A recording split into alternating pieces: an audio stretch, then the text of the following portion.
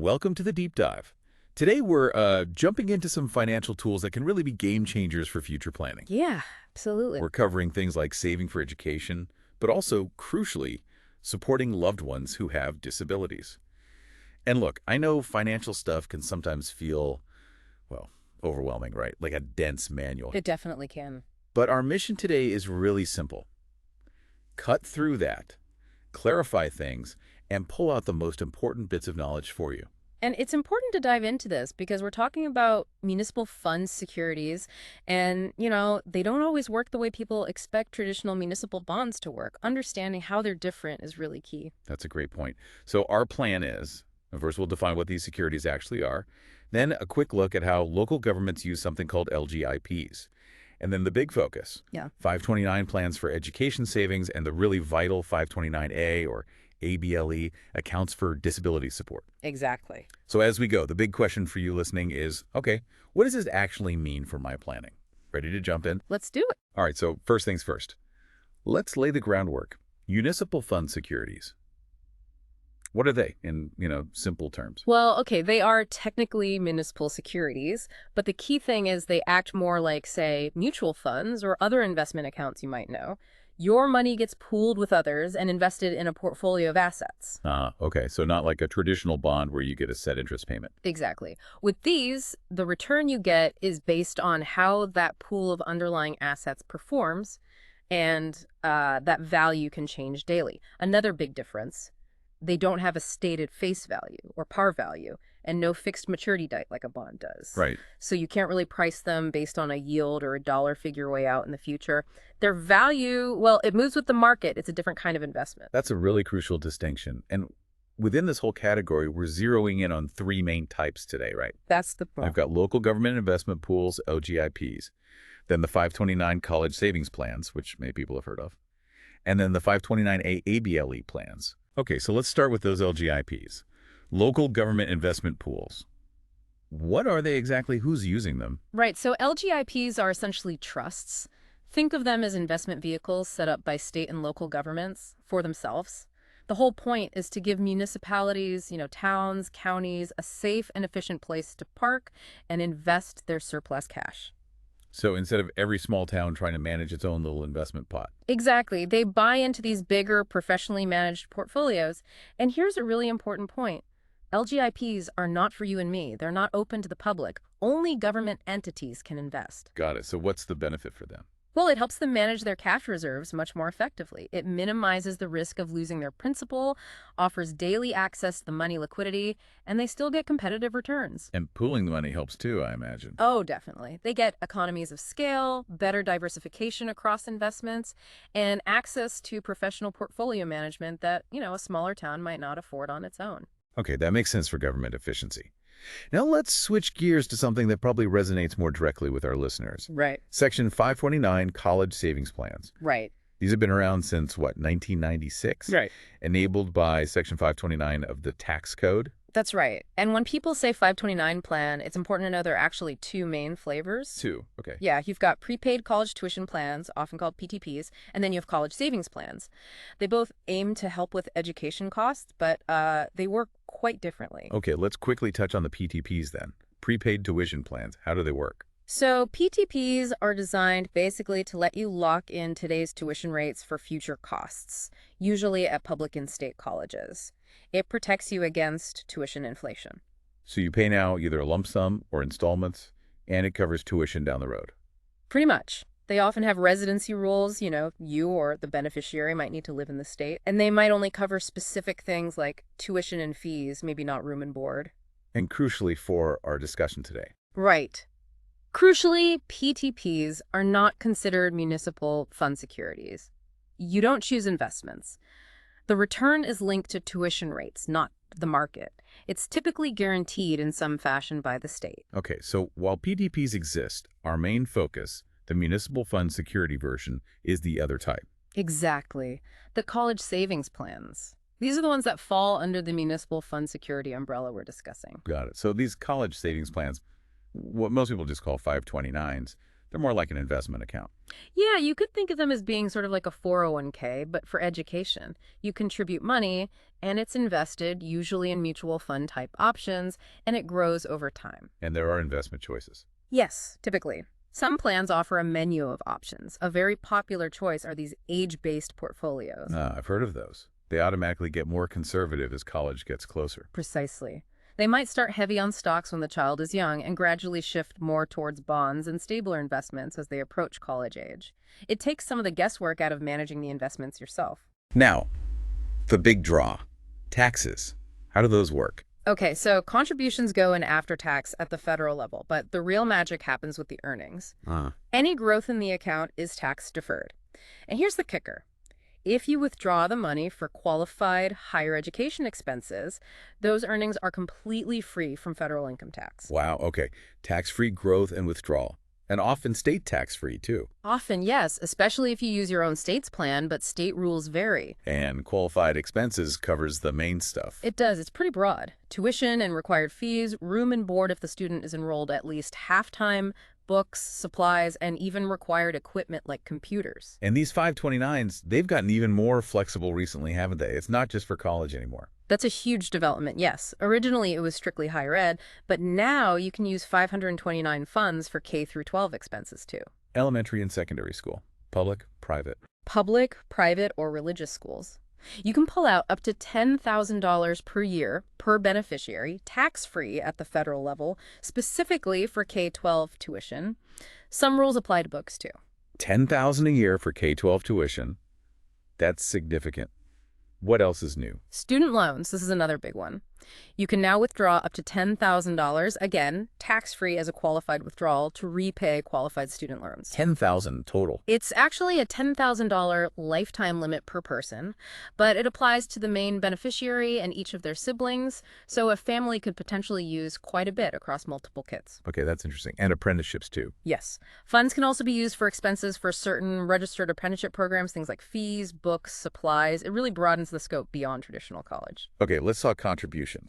How much can you actually put in? I know there are gift tax limits involved. Right. So under current law, you can generally give up to $18,000 per person per year without triggering the federal gift tax. That applies here. $18,000 per beneficiary per year. Yes. But 529 plans have this really powerful feature called front-loading or super funding. Tell me about that. You can actually contribute up to 5 years' worth of gifts in one go. So $18,000 times 5. That's $90,000. There's $90,000 at once. Yes.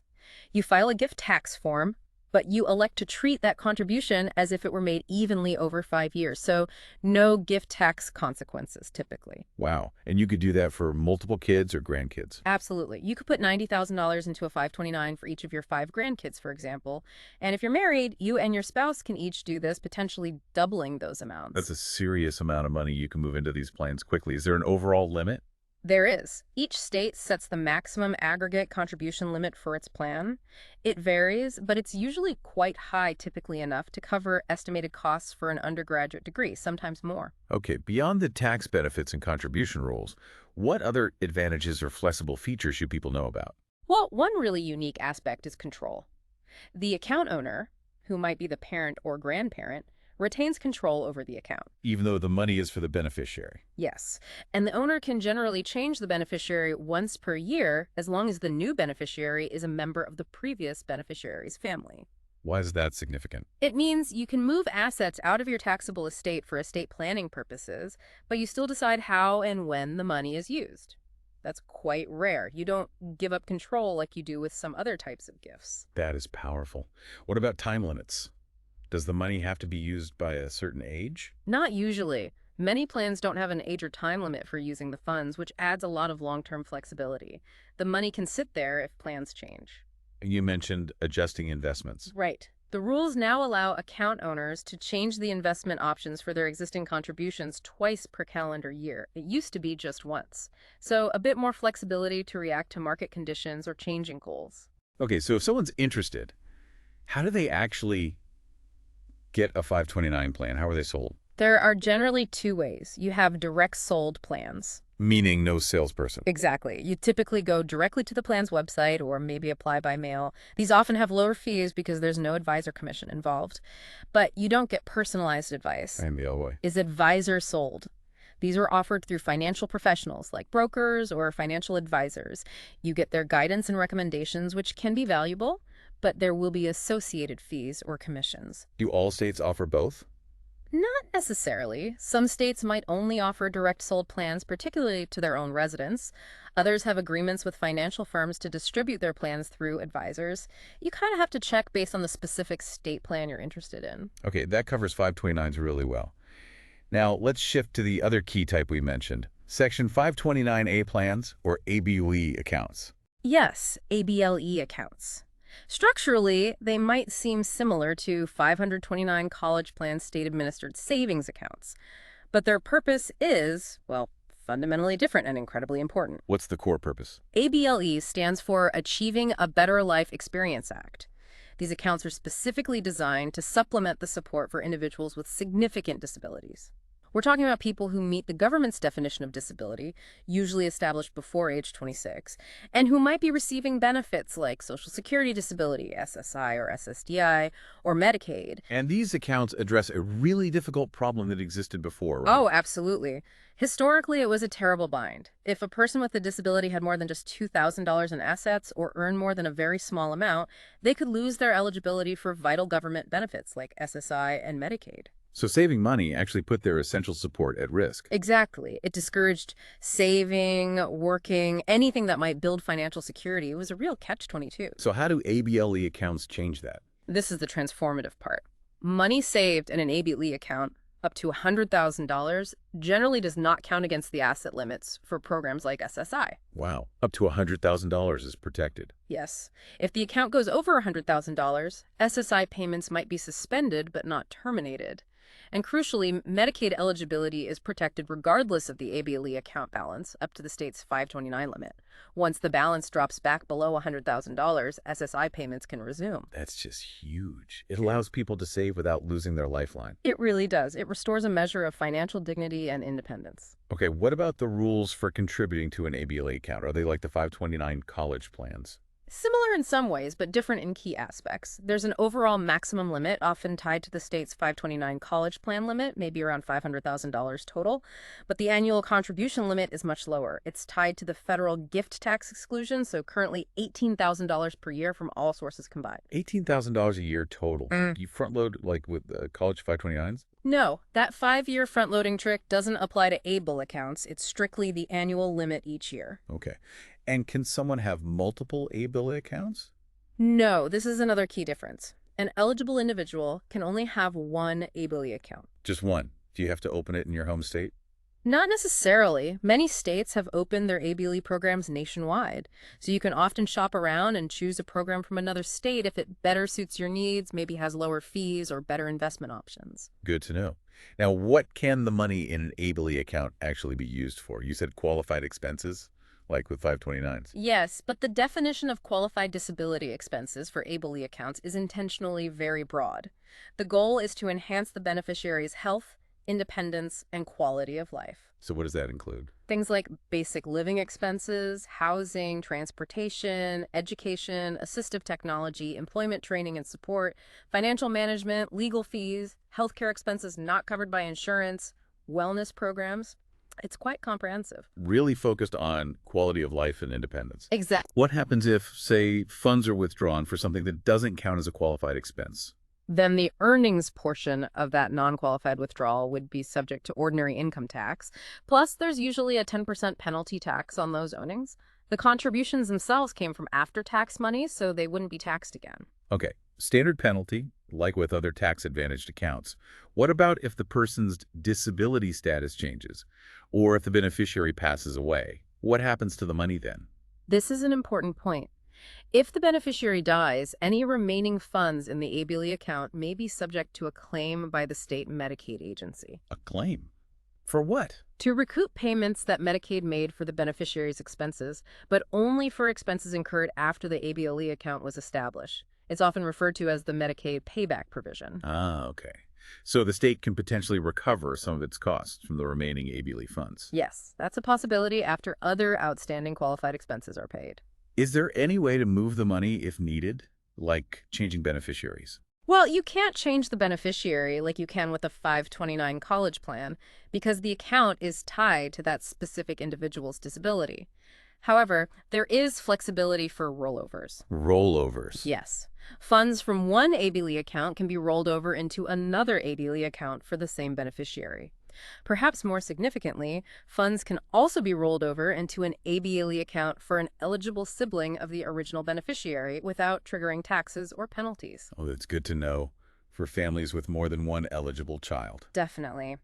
And for anyone wanting to dig deeper into the specifics of a particular state's ABLE plan, the official documents, the offering circulars, and disclosure documents are available online. Where can people find those? The MSRB's Electronic Municipal Market Access System, usually just called EMA, is the official repository for these documents. Just like for other municipal securities, provides transparency. Excellent. Wow. Okay, we've covered a lot of ground here. We certainly have. From understanding what makes municipal fund securities unique to a quick look at LGIPs for government, and then really diving deep into 529 plans for education. Covering the nuances of prepaid versus savings plans, the expanded uses, contribution strategies. And then spending significant time on the truly vital 529A ABLE accounts, which offers such critical support and dignity for individuals with disabilities. Yeah. It really feels like these tools, when you understand them, offer incredible power for planning across different life stages and needs. The tax advantages, the flexibility, it's pretty remarkable. It really is. And I think the key takeaway is that understanding these nuances isn't just academic. It's knowledge that can be applied to make a real difference. These plans sit right at the intersection of smart financial planning and, frankly, crucial social support. They open doors. Couldn't agree more. So for everyone listening, having heard all the details about 529 college savings, the perhaps surprising flexibility there, and the profound impact of ABLE accounts, maybe take a moment to think. How might this change the way you approach conversations about long-term financial planning, either for yourself or for your family, knowing these specific benefits exist? It's a great question to ponder. We really encourage you to explore these options further based on your own situation.